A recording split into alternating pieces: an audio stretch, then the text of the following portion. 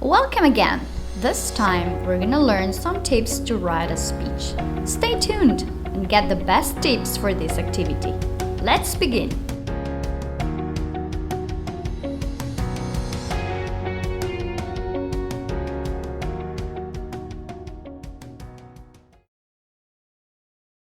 Believe it or not, speeches are a very important part of our lives.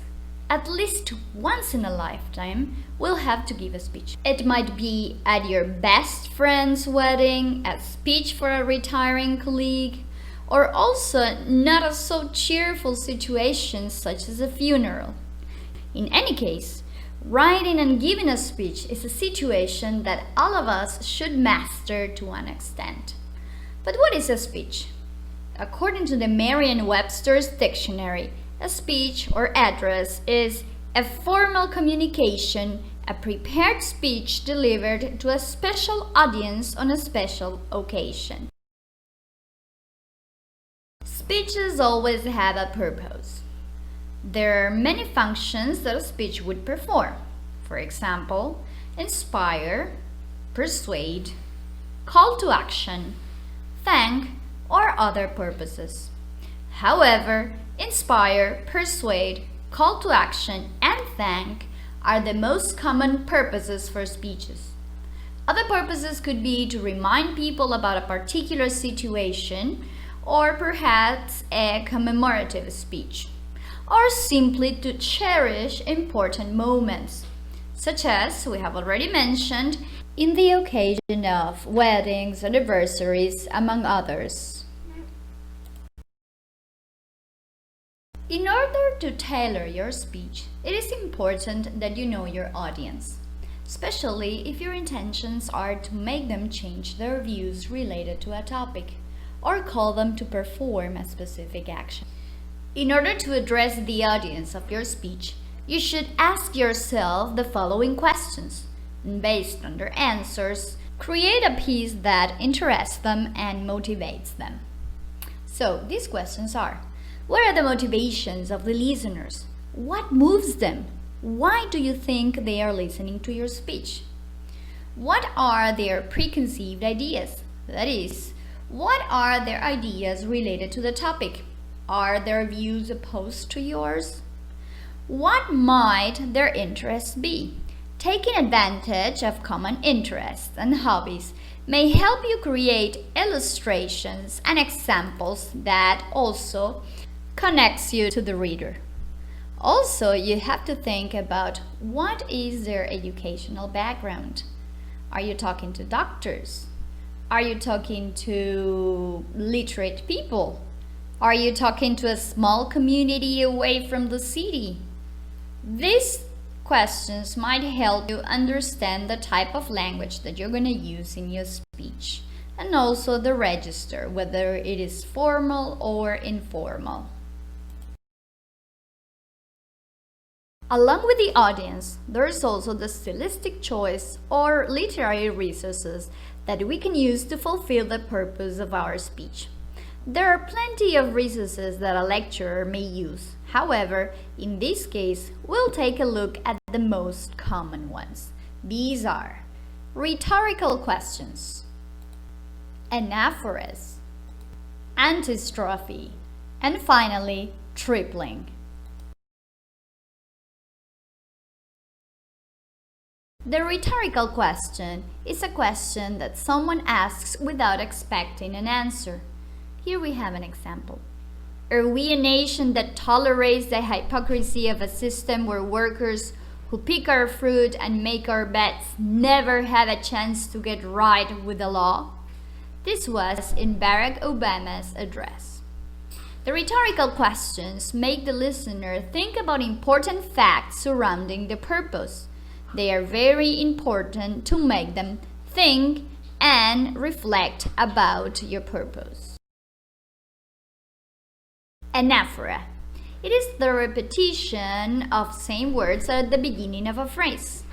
Here we have an example. Every child must be taught these principles. Every citizen must uphold them. And every immigrant, by embracing these ideals, makes our country more, not less, American. This phrase was said in the George Bush inaugural address in 2001. This resource, the anaphora, helps the speaker emphasize an idea as well as give more power to it. Antistrophe. It's the repetition of words, but this time at the end of successive sentences. The time for the healing of the wounds has come. The moment to bridge the chasms that divide us has come. Here you can see how the phrase has come repeats 2 times at the end of the sentence. This literary device has the same function as the anaphora, and the speaker may use it depending on his or her taste. Here we have another literary device that's called tripling. Messages and words are remembered best in groups of 3. Couple of words in groups of 3 with alliteration for maximum impact, such as they grew up with a long-lasting love for each other. Here we can see how the sound L is repeated. Long, lasting, love.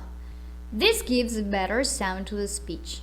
Also, giving 3 ideas or concepts gives the listener a sense of completeness and gives him or her a better picture of what you want to say. Now, let's look at the structure of a speech. There are many structures of speeches, but in this case, we're going to see a simple structure. A speech contains a welcome, where you address and welcome your audience, a memorable opening, which is an important anecdote or event to give frame to your speech. It's a little bit like an intro. The opening content, what you will talk about in your speech and the clear purpose of it. The supporting story or the body one. Here, you will write a paragraph with illustration, facts, or ideas that will help you to achieve your purpose. You may also write more bodies or more body paragraphs if you want. The closing content. In this part of your speech, you will summarize the most important points of it. In the memorable ending or call to action, that is the last breath of your speech where you restate your purpose and make it memorable by calling to action or giving a last impulse to your audience. Now we're going to take a look at an example, which is an address by Chairman of the European Council for Tolerance and Reconciliation, Alexander Kwasniewski. This speech was held at the symposium Building Together the Future of Europe in Brussels in the European Parliament. Now, as we said, the welcome part of the speech is where you welcome the people who are in your audience. You must normally address them in a hierarchical order. This order is called order of precedence. The order of precedence normally begins with the person of the highest hierarchy to the person with the lowest one. In some less informal speeches, you only welcome or refer to people in general by saying ladies and gentlemen, for instance. Each country has its own order of precedence. Here we have an example. Here in this example, we see how the hierarchy works. We have Dear Vice President, then Dear President, and finally Ladies and Gentlemen. After that, the speaker welcomes everyone by saying, "Let me welcome you at this seminar organized by the European Jewish Congress and with the support of the Czech Presidency and the European Parliament." The memorable opening is the way in which you begin your speech. You may begin your speech with a quote, an anecdote, or an illustration that sets the frame for your speech. In this case, our speaker is glad that they are continuing with the good cooperation with the European Parliament. And then he mentions an important event. It says here, "We have marked the 70th anniversary of Kristallnacht, but also briefly addressed the state of tolerance in Europe." So, in this case, He is referring to a program, which is the Kristallnacht, or the Night of Broken Glass. That was called also November Program. It was a program against the Jews carried out by military forces and civilians. A pogrom is a violent riot aimed at the massacre or persecution of an ethnic or religious group. So in this speech, Alexander is beginning his speech by remembering a terrible event that occurred in history, which is in the minds of the listeners. After the memorable opening, we have the opening content. In the opening content, we basically explain what our speech will be about. Normally, you do not state explicitly what it will be about, but somehow suggest it. In this example, Alexander says, "I think that there is hardly a better place to speak about tolerance than the European Parliament. It is the most representative institution within the EU's institutional triangle, embodying the free will and democratic choice of the citizens of our Union. Moreover, its political role is increasing and will be even stronger in the years to come. Therefore, it should be appreciated that this Parliament openly addresses important political issues, be it the situation in Belarus, energy security, or the state of tolerance as today. This is also the reason why we meet here last November and are meeting here today." So first of all, he's like giving a kind of frame, kind of description about the place where they are, and then he states the purpose of his speech. In this case, it is talking about tolerance and how tolerance is held today in the European Union. Then we come to the supporting story, or let's say the body paragraph 1.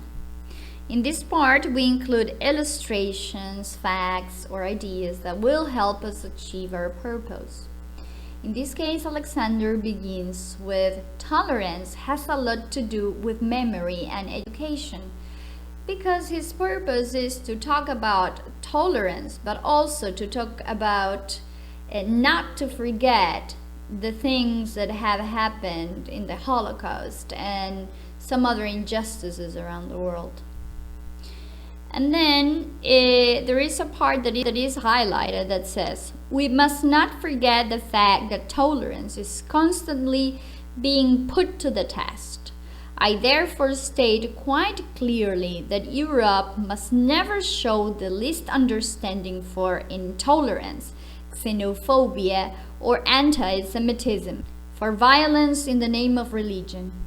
Europe cannot tolerate intolerance. In often cited words of Thomas Mann, tolerance becomes a crime when applied to evil. Tolerance without acceptance of intolerance is what makes us humans." So here the speaker uses a strong word choice like the words intolerance, xenophobia, anti-Semitism. And he also uses quotes to make the listeners reflect about the current situation of tolerance in Europe. He also plays a little bit with words by repeating several times the word tolerance. This is also something that we may use, repeating the concept that we want the person to have in their minds.